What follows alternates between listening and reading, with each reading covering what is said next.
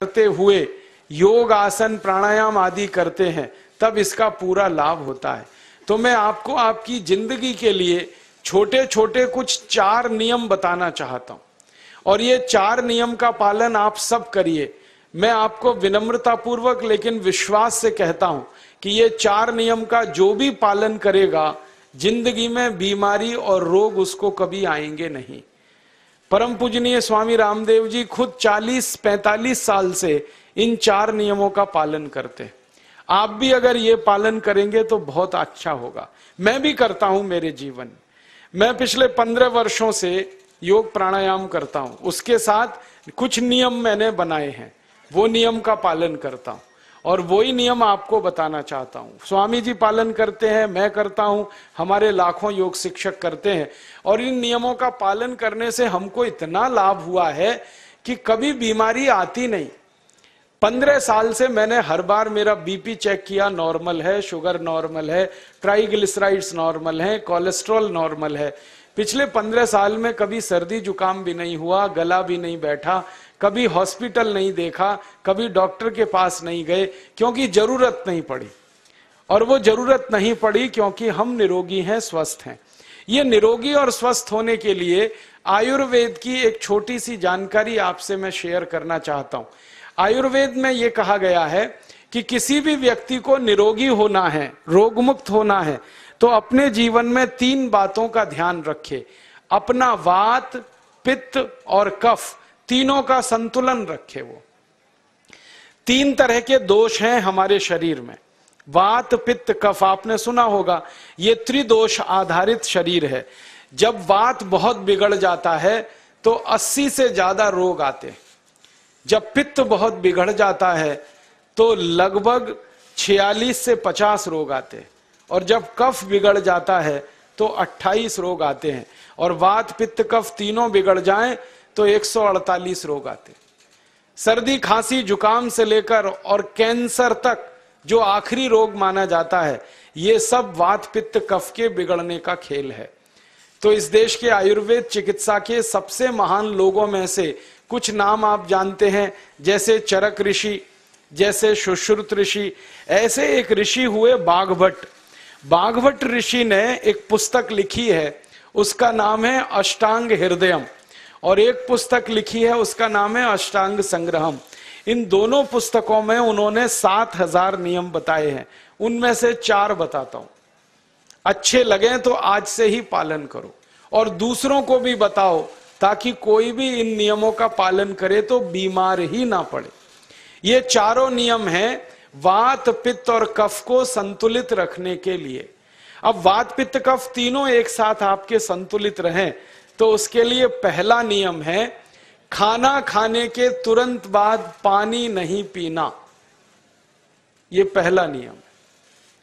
आप बोलेंगे ये तो बड़ी मुश्किल बात है, खाना खाते ही पानी पीते हैं हम तो सबके सब, और बिना पानी पिए खाना ही नहीं खाते। कई लोग तो खाने से ज्यादा पानी पीते हैं, खाना कम खाते हैं, पानी ज्यादा पीते हैं।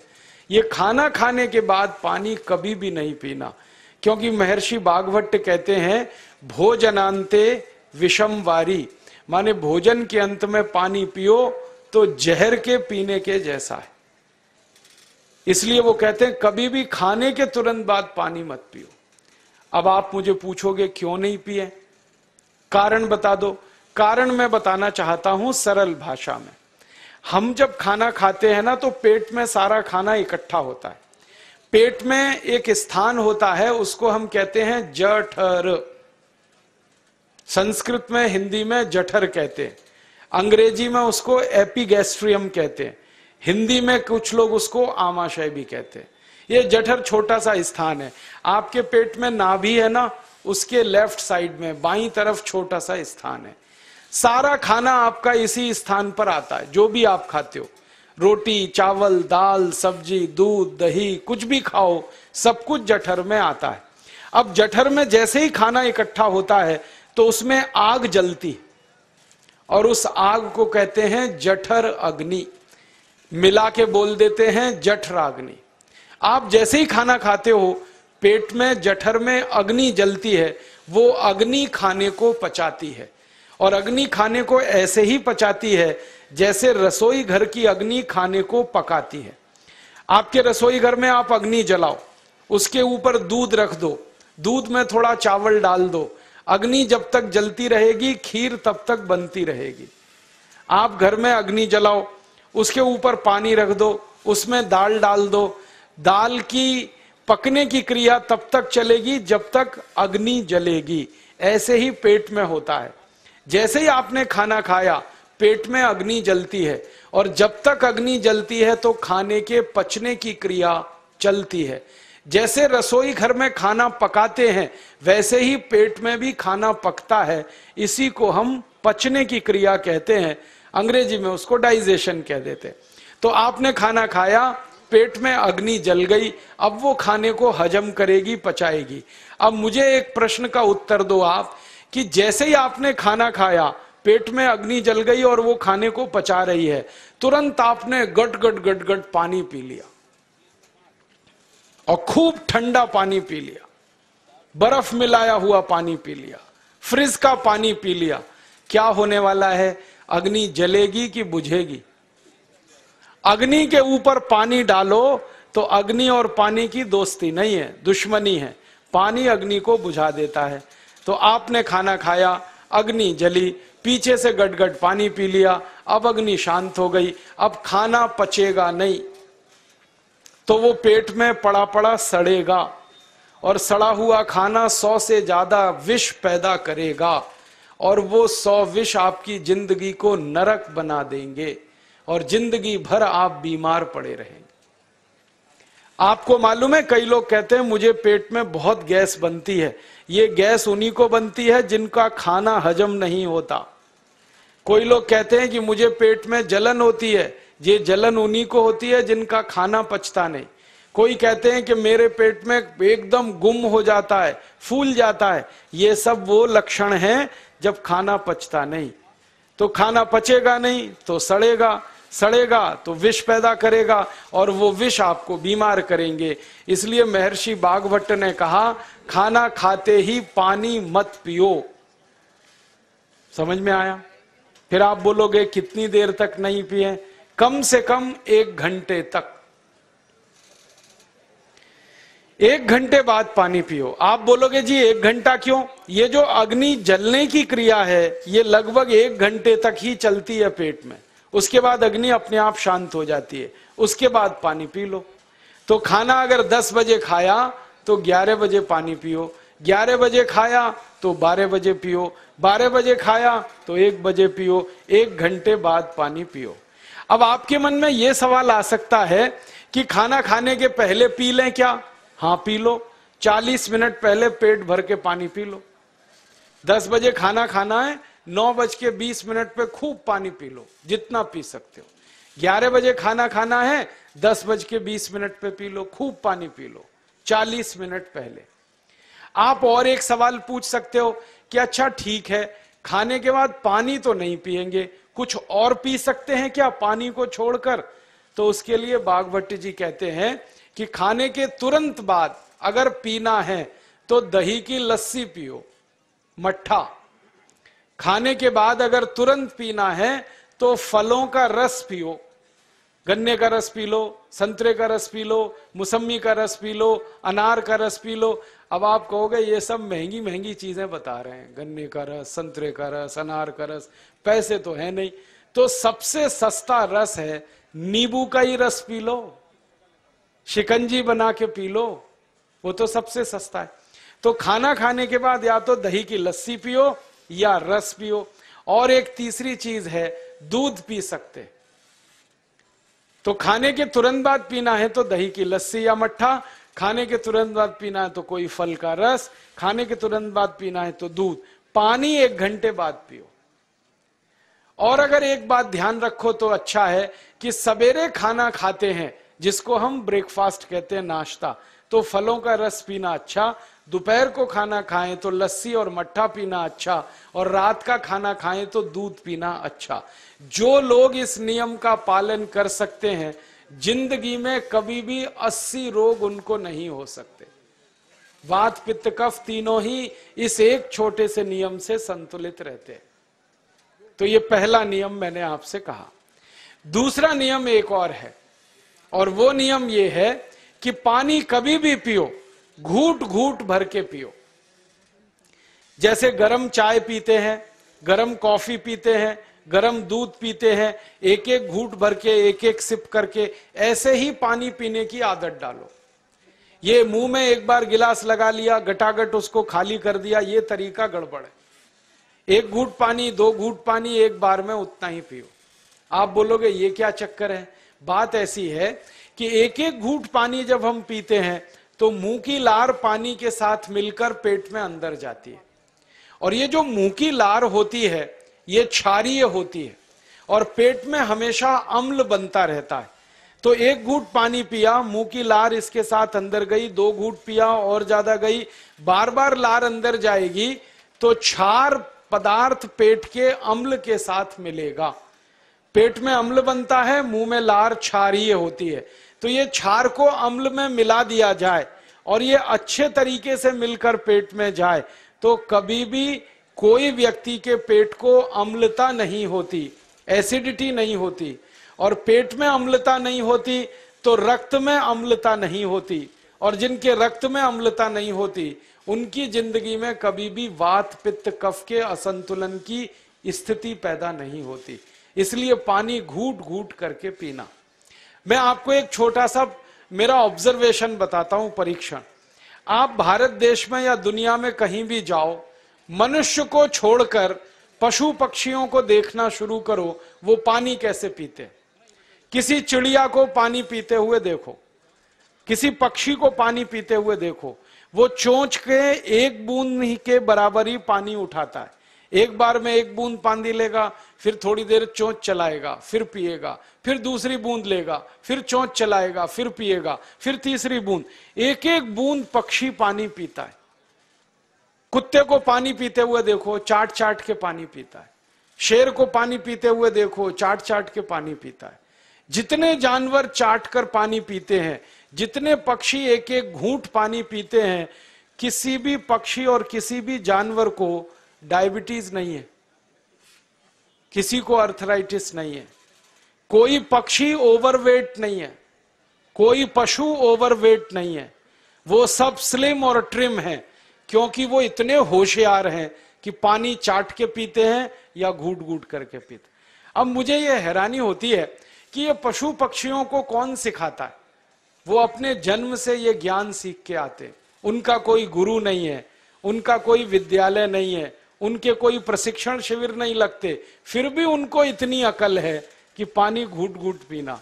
और हम ये मनुष्य जिनके इतने गुरु, इतने विद्यालय, इतने कॉलेज, सीखने वाले, सिखाने वाले, और हम मूर्खों के मूर्ख गटागट गटागट पानी पीते रहते। तो पानी पीने का तरीका बदल दो, घूट घूट भर के पानी पियो। ये दूसरा नियम है। तीसरा नियम है कि जिंदगी में कितनी भी प्यास लगे, ठंडा पानी कभी मत पियो। बर्फ डाला हुआ पानी, फ्रिज में रखा हुआ पानी, वाटर कूलर का पानी जिसका तापमान बहुत कम है, ये कभी मत पीना। क्यों? क्योंकि शरीर आपका गर्म है और पानी ठंडा है। अब होता क्या है वो मैं समझाता हूं सरल भाषा में। पेट तो गर्म है, अब इसमें ठंडा पानी डाल दिया आपने, तो अंदर झगड़ा होता है। और झगड़ा क्या होता है? या तो पानी पेट को ठंडा करेगा या पेट पानी को गर्म करेगा। अगर पानी ने पेट को ठंडा कर दिया तो पेट के ठंडा होते ही हृदय ठंडा होता है, हृदय के ठंडा होते ही मस्तिष्क ठंडा होता है, मस्तिष्क के ठंडा होते ही आदमी ठंडा होता है, और आदमी ठंडा होते ही राम नाम सत्य होती है। आपको मालूम है, जब शरीर ठंडा पड़ जाता है तो घर में भी नहीं रखते, निकाल के बाहर सड़क पे रख देते। जो घर आपने बनाया अपनी मेहनत से, शरीर के ठंडा पड़ते ही निकाल बाहर करते हैं उस घर में से, और फिर चिल्लाने लगते हैं, लेके जाओ, जल्दी लेके जाओ, इसको जला के आओ। माने ठंडे शरीर की इज्जत नहीं है। तो ठंडा पानी क्यों पी रहे हो भाई? बंद कर दो। कोई जानवर ठंडा पानी नहीं पीता, कोई पक्षी नहीं पीता। तो आप ये ठंडा पानी पीना बंद करो, सादा पानी पीना शुरू करो। और गर्मी के दिनों में बहुत अगर आपको तकलीफ है तो मिट्टी के घड़े का पानी पी लेना, फ्रिज का और बर्फ का नहीं पीना। ये तीसरा नियम है। और चौथा और आखिरी नियम है कि आप सवेरे ही सवेरे जब सोकर उठते हो तो सबसे पहले पानी पियो। जैसे ही आपकी आंख खुल गई तो पहले 2-3 गिलास पानी पी लो, उसके बाद आप टॉयलेट में जाओ। उठते ही पानी पियोगे तो 2 फायदे हैं। पहला फायदा यह है कि पानी पेट में जाकर बड़ी आंत को साफ करता है, और जैसे ही बड़ी आंत की सफाई होगी पेट पे दबाव पड़ेगा और आप संडास घर में जाएंगे, 2-3 मिनट में पेट आपका साफ हो जाएगा। जिनका पेट सुबह एक बार में साफ हो जाता है उनकी जिंदगी में कभी रोग नहीं आता। इसलिए सुबह सुबह उठते ही पेट साफ होना जरूरी है। और उठते ही पानी पियोगे तो मुंह की जो लार है वो पानी के साथ मिलकर अंदर जाएगी। सुबह पेट में एसिड की मात्रा ज्यादा होती है, इसलिए लार का पेट में जाना बहुत जरूरी है। इसलिए सुबह उठते ही पानी पीना बहुत जरूरी है। ये 4 नियम हैं आयुर्वेद के। पहला नियम, खाना खाने के 1 घंटे बाद पानी पीना। दूसरा नियम, पानी को हमेशा घूट घूट भर के पीना। तीसरा नियम, कभी भी जिंदगी में ठंडा पानी नहीं पीना।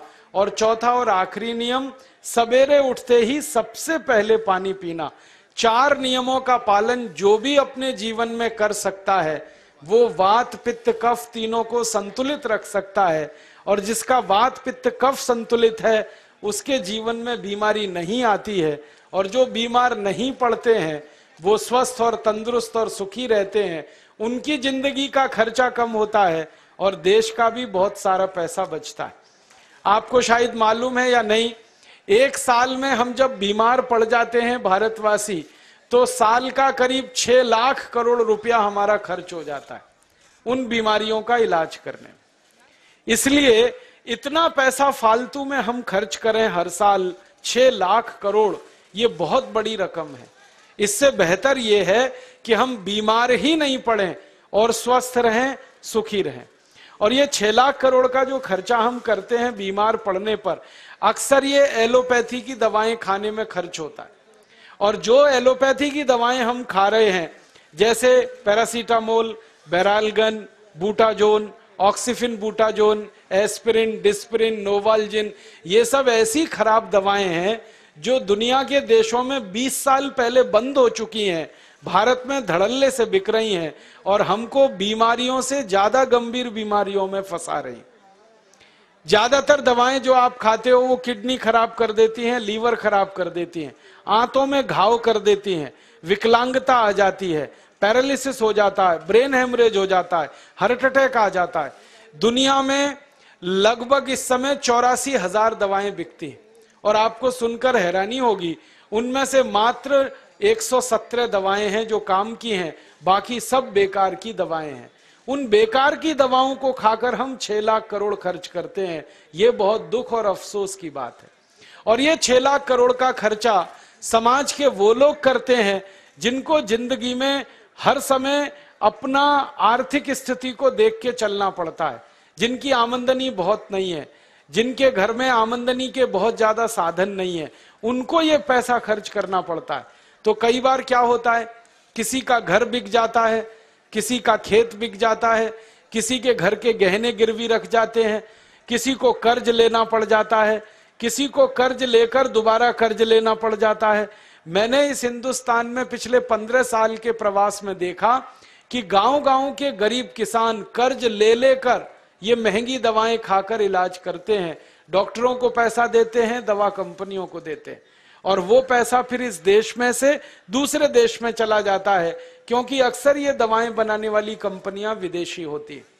तो हम 6 लाख करोड़ खर्च करें अपने खून पसीने की कमाई का, उससे अच्छा ये है बीमार ही ना पड़े, दवा खाने की जरूरत ही ना पड़े, तो हम सुखी रहें, स्वस्थ रहें।